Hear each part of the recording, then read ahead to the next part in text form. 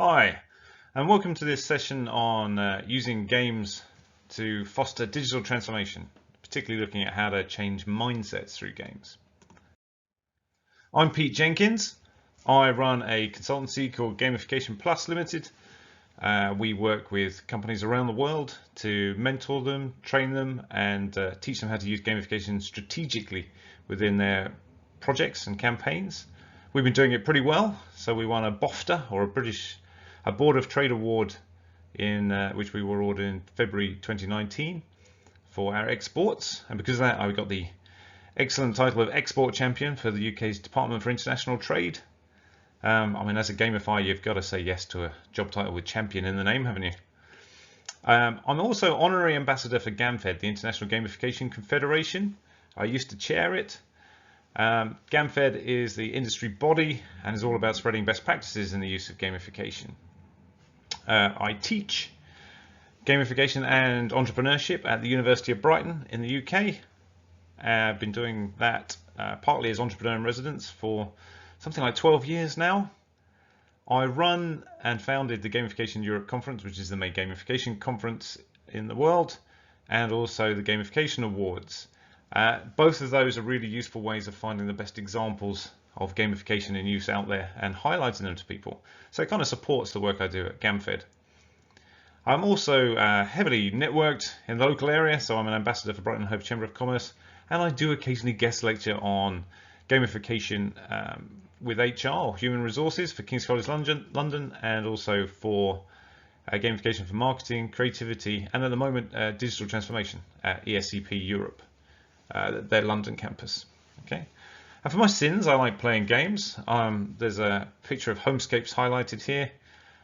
I can tell I play that quite a lot as I hit 2,000 levels that I've completed this morning, actually, which is why I'm charged up and ready to play with you now.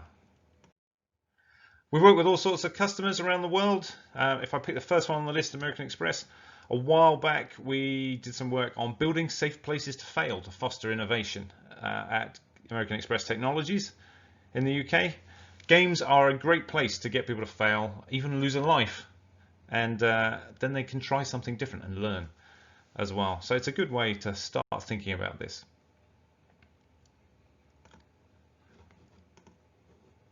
I like to think of gamification as a strategic tool to help change human behaviors. It's all about behavior change. And of course, the key one we get asked for a lot is using it to adopt digital transformations, to change people's mindsets, basically to help them handle change. And I can tell you this is increasingly important. Last week I was chatting to Nestle in the European region. They are currently in the beginning stages of a large campaign to assess the digital mindset of their current staff, and also to check the digital mindset of potential recruits. And they're using a game to discover this information about people. And to give you an idea of the scale of this, they're looking at running 50 to 100,000 people a year through a gamified way of discovering their digital mindsets. So that kind of tells you where we're going. Let's have a look at what I'm going to cover in this session. I'm going to have a quick look at the trends that support this, do a little bit of teaching you what gamification is in case you don't know, and then where it sits in relation to digital transformation. And then I'm going to squeeze in some examples and give you a way to get started on how to apply gamification to your digital transformation projects. So what are the trends?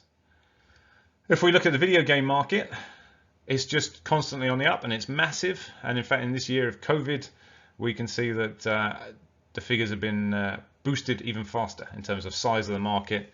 And if you're looking to get a PlayStation 5 for Christmas at the moment, you're probably paying or finding it very hard to do so. They're very popular.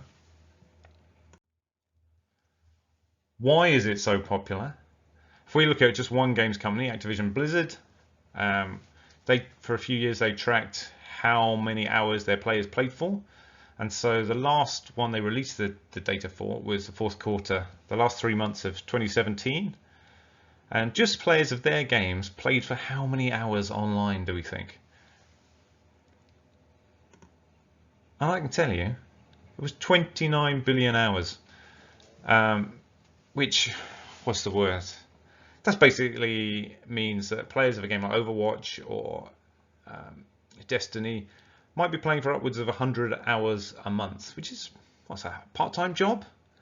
Yeah, so there's something highly engaging about video games and the techniques it uses. And what we do in gamification is try and learn from those techniques and see what we can apply to our own issues, problems that we want to solve. So that's how engaging it can be. What about who will play? So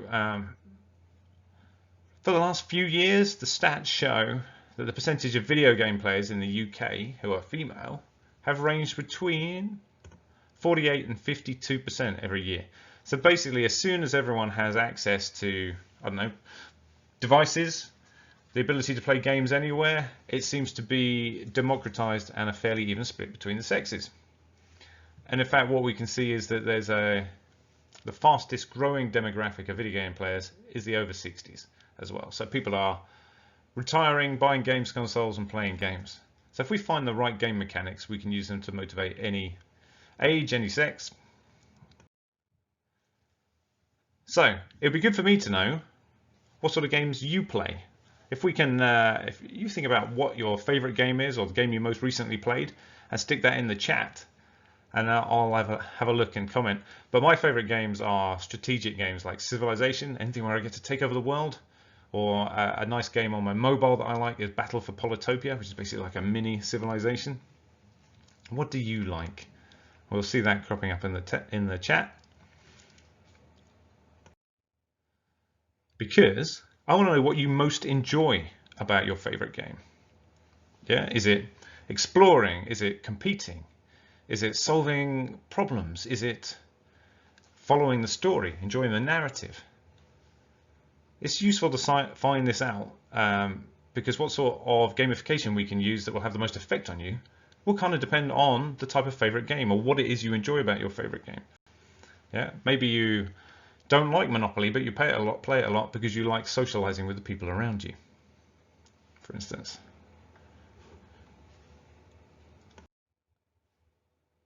Now, this question, I think, highlights why we're using games and gamification in digital transformation.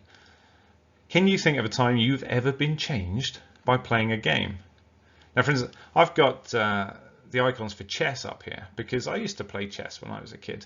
And I played quite frequently with my dad, and we played until one day I actually beat him. And then he never played again with me. So I learned a lot about him. It changed my worldview and my mindset, that one moment in playing a game. What's happened to you? Have you been changed by playing a game at some point? Here's some impressive gamification stats. The market for gamification is growing faster and faster. And the more people that come into the workforce who've grown up playing games, the more we see that it is really necessary to gamify our interactions with staff and customers to make change happen, or even just to make our work as engaging as possible. Otherwise, they're attracted by other things outside of work. And what can this look like in the long run? Okay. I like this example here. This is from Mars in Spain. It's not just about one game. Here we can see they've tried some stuff out. They've seen an increase in sales. They've seen an increase in a decrease in staff churn. And across the organization, they're now running 125 different games. So you're having to start to think about gamification as something that is holistic, really. It's all about every element of the experience. And if you can do that, then you've got a real positive chance of changing people's mindsets. I better give you a bit more insight into what gamification is, how it works, because then it's easier to apply it. A quick definition. The most commonly accepted one is actually the use of game design elements in non-game contexts, which is academically nice, but I prefer this one. Gamification is the process of making activities more game-like, because it's more of an instruction of what we're actually doing with gamification. It's a how-to, and it doesn't have to be big and complicated. I like this that I found on Twitter. It's just nice bit of visual feedback, little fireworks that come up when you like something. We can learn all sorts of things from games, but fast feedback is definitely one of them. I should also highlight the games and gamification are generally making things harder for people. Yeah, so games give us unnecessary obstacles that we volunteer to tackle, and that makes it more interesting. Yeah, you don't just have to run along the road. If you jump over the hurdles as well, you've made it more challenging and more interesting. So generally when we use games and gamification in the workplace or with our customers, we are literally making things harder for them, which might seem a little bit irrational when it comes to interacting with them. However, another way to look at it is user experience design is about removing the problems from the game, making things simpler, and game design is about giving them. So as an example, if I have a bit of content I really want someone to read on my website, traditionally you might make it really obvious. You might have arrows pointing at it and say, read me. Whereas what we'll do in gamification is we might hide it. Yeah, I've got a bit of content on my website I really want you to engage with, but you can't access it until you've played 7 levels of a computer game. Now that does mean less people are going to access it, but those people who do, having earned it, will value it more, and they're more likely to do something that we want them to do with it, i.e. share it or use it in their actual work. So it's about using games and gamification to actually get the end result or behavior change you want. It's all powered from the neuroscience at heart. I'm not going to cover all the hundreds of different neurotransmitters out there, but I'm going to look at 4 that we cover a lot in gamification. The first of which is dopamine. Dopamine is released before an event. So basically it's the most important one in some respects because it's the only one that rewards us before we do something. So if we can trigger dopamine, we've got the most chance of getting someone to take an action or change a behavior. It's called incentive salience. It's released in anticipation of receiving a reward rather than after. Now we can trigger dopamine through a number of different ways. One that's really good is surprising and delighting people. We get a nice hit of dopamine. Another that we use a lot in gamification is dopamine is released in anticipation of achieving our goals. So when we write down our goals, we get dopamine released in anticipation of achieving them, which is why it makes it more likely we'll achieve our goals. And what do games do really well? They help us accept quests or missions.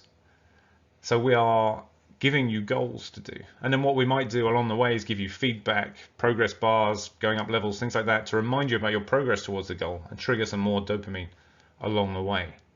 Yeah, so surprise and delight and set goals and missions for people. Here's a good way to do it. If you want to add this in the chat, think about writing. I'm going to use gamification to. So for instance, I'm going to use gamification to inspire you all to use a bit of gamification in your work. And having written that down, you'll get a little dopamine hit and you'll be more likely to actually use it. So do add something like that in the chat. What are you going to use gamification to do? The second one of the 4, oxytocin. This is all about how we relate to each other, how we build parent-child bonds and friendship, and basically oxytocin has been shown to boost all our emotions and rewards when we're doing things together with other people. So the most popular type of game mechanic I would encourage someone to use is like to put them in a team or a guild and get to do stuff with other people. Okay. Interestingly, the latest research shows oxytocin is boosted in us even when we interact online. So when someone likes our Twitter status or our Instagram post or shares or retweets something we put online, we get an oxytocin boost. So that's great. It's also released when we listen to stories. Oxytocin means that we feel like we're actually in the story. So a well-told story triggers more oxytocin and we feel like we're in it. This is great for learning because obviously if something goes wrong in the story, it feels like it happened and went wrong for us, so we're more likely to learn from it. But also stories are more memorable, so it's easier for us to share. So if I give you a digital transformation story that I experienced, then I'll find it easier to share it and remember it and do it right. So really useful for learning and marketing, oxytocin. So if people have been sharing stuff in the chat, you can mention which of their goals they were going to do with gamification you like, and you'll boost a little bit of oxytocin in them. So be nice. Share something. Say something nice about which goals you liked. The third one, serotonin. This one's pretty simple. If you have enough of it, then you're happy. If you don't have enough, you'll be depressed. But it's also one of the easiest ones to trigger. We can praise and recognize people and thank people. So if you've been taking part in the chat, well done, really helpful. I like that a lot. So what we do is, this is like the cheapest way to reward people as well, praise and recognize them. So top tip, put some time aside every day just to go and praise someone and thank them for the work they're doing. And they'll be really motivated. You'll also get serotonin release when you achieve something that was difficult. Okay, that's something that required true effort. Not like logging in every day and getting a badge for that, but say going for your first run or achieving your first 5K or your first marathon, depending on what was difficult. Completing something that required true effort will give you serotonin release. And then even better, if we give you something to recognize that, like a badge, a medal, a trophy, a certificate, every time you look back at that trophy or certificate in the future, you'll get serotonin release again. You'll be literally programming yourself to be happier, which is great. So I've got another task here because I want to boost some serotonin in you guys. I'd like you to write in the chat, I am proud to have achieved something. Okay, so for instance, I'm proud that during COVID and lockdown, I have achieved learning to hula hoop. I've learned a new skill. I'm not going to show you now. I'll probably knock the computer over or something because I'm not great at it, but I'm proud of that. So write down something that you're proud to have achieved, either during COVID or ever, and let's get some serotonin boosting going on. The final one of the four is endorphins. These are opioids we produce naturally in our brains, and basically these are the ones more traditionally associated with gameplay. During the excitement of playing the game, the adrenaline release and so on. And the trick here is to set challenges. And while we take part in the challenges, we get this high. So if I was going to challenge you to do something now, I might use a countdown timer just to make it a bit more exciting and get you to do some stuff and get the endorphins flowing. So if we put these four neurotransmitters together, I want to offer you something new and novel and get you to commit to some sort of goal. I'm going to get you to do it in a team or in a guild or compete against other people, so there's a social element. I'm going to set a difficult challenge so that it's fun while you're taking part, and then I'm going to recognize the difficulty of that. So you'll get the serotonin release at the end, and I'll give you a trophy or a certificate to look back on your success in it. And that's the key to good gameplay, is triggering these four neurotransmitters. It leads neatly into the psychology of motivation. I'm not going to go into this in great detail, but Maslow's hierarchy of needs, many of you may have seen.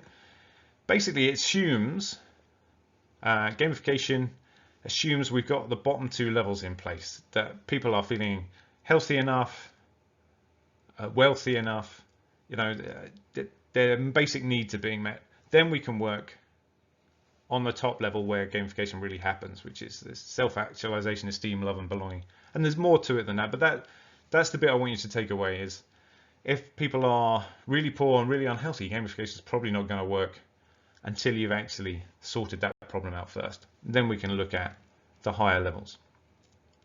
The main theory we see in motivational theory that backs up what we see in games is self-determination theory. This says that there are three basic needs, and if we can trigger all of these, we will have someone who's very motivated and engaged. First one is relatedness. So that's pretty obvious. That's about getting people to do things together. Yeah, that's very motivating. The second one's autonomy. This is about giving people choice.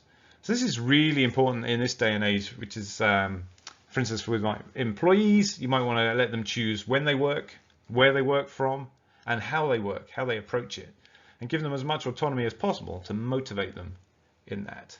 And in games, we'll give people choices about what to do. So it's all about choice.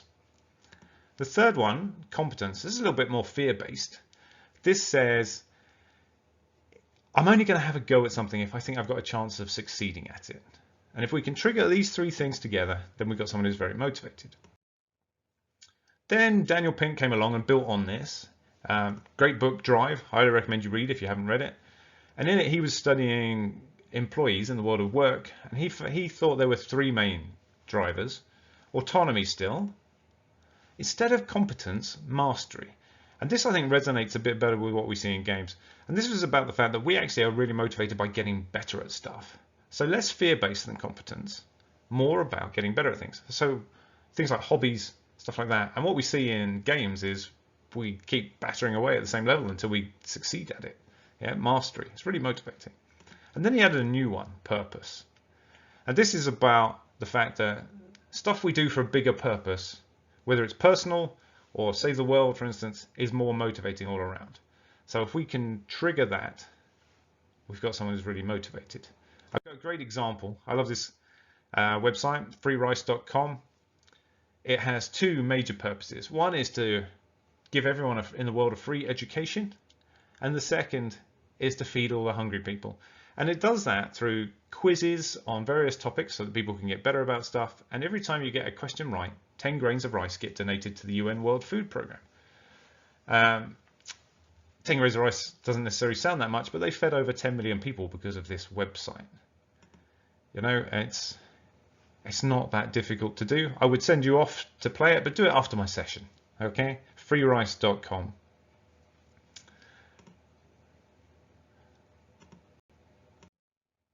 Now, stick all these theories together, and we've got Andrzej Marzuski's 3 layers of motivation. We need the base layer in place. This is pretty much the bottom couple of layers of Maslow's hierarchy of needs before we can work on the rest. The bit where we spend 90% of our effort in gamification is in the emotional layer. This is a combination of self-determination theory and Dan Pink's drive into what we refer to briefly in gamification as RAMP, or relatedness, autonomy, mastery, and purpose. And if ever I get stuck on a project, I just make sure I've got something that ticks all of these boxes to motivate people. Okay? So it's all about emotions because it's all about people. And then the bit people think is gamification, the trivial or extrinsic layer, the points, badges, and leaderboards, we're only really using that once we've thought about what emotions it's going to trigger. Yeah, so I might put you in a guild for relatedness. I might give you different worlds to explore or tactics to choose from for autonomy. I'll give you boss fights and badges and levels to prove your mastery of stuff. And I'll give you some sort of epic purpose, like eradicate the zombie hordes, in order to trigger purpose as well. That summarizes it all quite neatly. If you want to get advanced, then I recommend looking at CSIKSZENTMIHALYI's work on flow. He studied mountain climbers to begin with. They would spend hours in a state of concentration, utter concentration, because if they didn't, they would fall off the mountain and possibly die. And then what they do when they get to the top of the mountain is they think about, well, where's the next mountain I'm going to climb? There's something about that state they're in while they're climbing that is highly engaging. He coined the term flow for it, but basically all distractions fall away, you lose track of the sense of time, and you're just highly engaged in something. Then he studied performance athletes, creatives, artists, and then people in the world of work. And this is a state we like to get people in, and games are really good at getting people in. And there's this nice simple way to look at it, which is around skill level versus challenge level. So the more difficult a task is, then obviously it's going to, be a bit more worrying, the more difficult. But if you then compare it to your amount of skill with it, then we're looking at how to make this work. And flow itself basically appears when you're stretching your skills to match a high level of difficulty. So to put this in perspective, if you see someone who's anxious in work, they probably misset a task that is too difficult for them. And what games do is they make each next level a bit more difficult to keep you in this state of flow and keep you going there. And that's kind of what we need to design.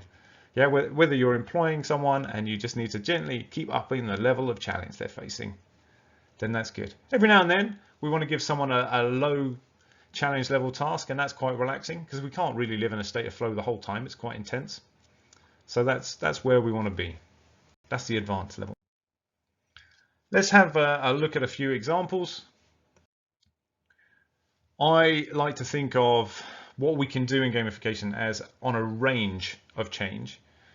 So the first thing that I see is often covered under serious games, but it's around changing mindsets.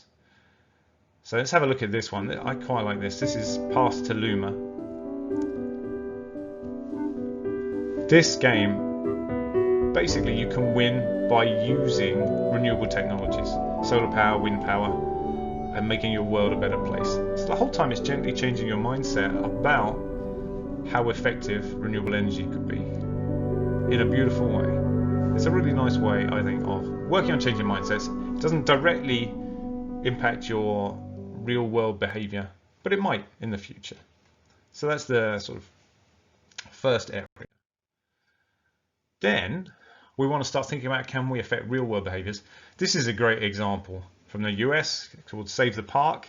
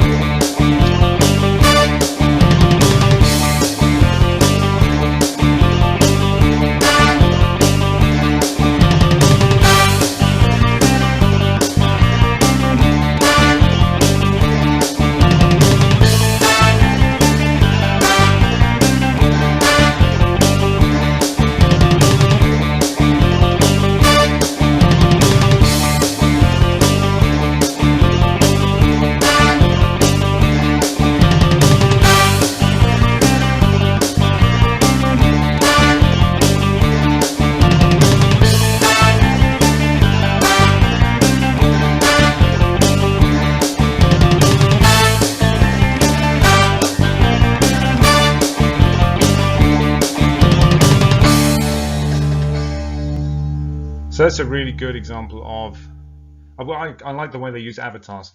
So you're adopting a mindset and associating yourself with an avatar, and then as you get towards the end of the game, it encourages you to take that new mindset and affect the real world by volunteering and giving you challenges and missions to do in that. So it's a nice example of taking you from that mindset change through to changing the real world behaviors. And then, of course, what I like most in gamification is building it into people's day-to-day real life routines. So here's a really nice example of how that can look.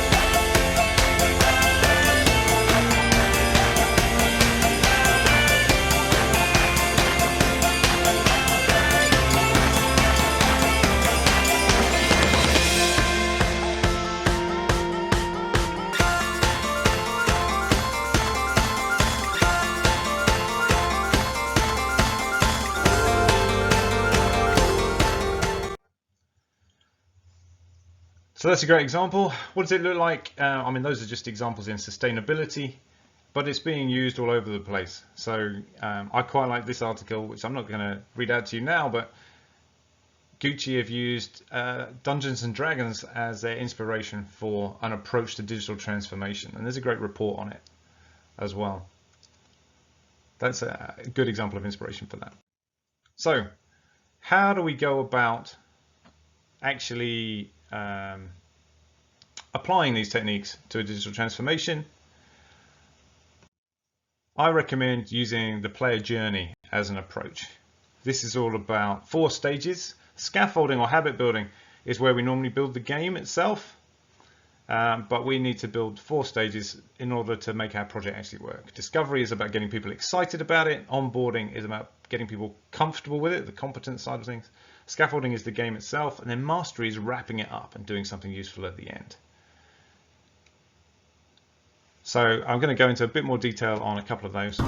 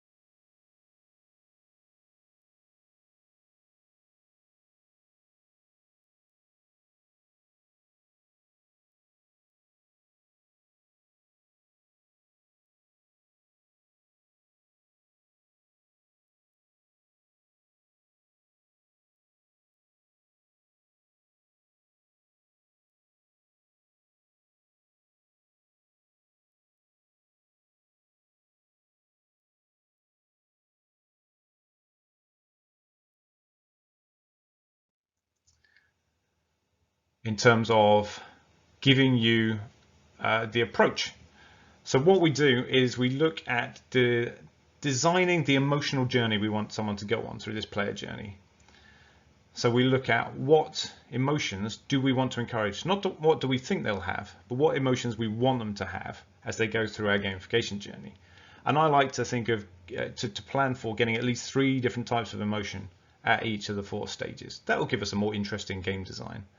The example on the screen is one used from an innovation challenge at an organization designed for teams to submit innovative ideas. So it's about getting people excited in the beginning, understanding how the competition will work and who's going to be in their team, then some stuff around working together with their community and being inspired and focusing on getting some ideas, and then at the end recognizing the efforts they put in and giving them a feeling of protectiveness around their team. Putting those ideas together enabled us to build a really interesting innovation challenge for people to change their mindsets actually around innovation. So most people get stuck thinking about emotions, but think about like the middle of this circle. They think of the basics, but the more detailed we can get around the edge, the more specific emotions that we choose, the more interesting the game we can create. So for instance, I have a client in Cairo. They wanted to encourage people to take the stairs instead of taking the lift for fitness, and they chose, one of the emotions they chose was romantic, and they were like, you can't use that. And actually I was like, actually that gives us some ideas. We can talk about what you'll look like after you've got all this extra exercise and how you're more likely to find the partner of your dreams because of that. And there were some interesting ideas around blind dates and things like that in the stairwell, which less keen on, but it gave us a chance to do something really imaginative and get people excited about the prospect just by choosing an interesting emotion. So the trick is 3 emotions for each of the stages of the player journey. I want to start wrapping up here.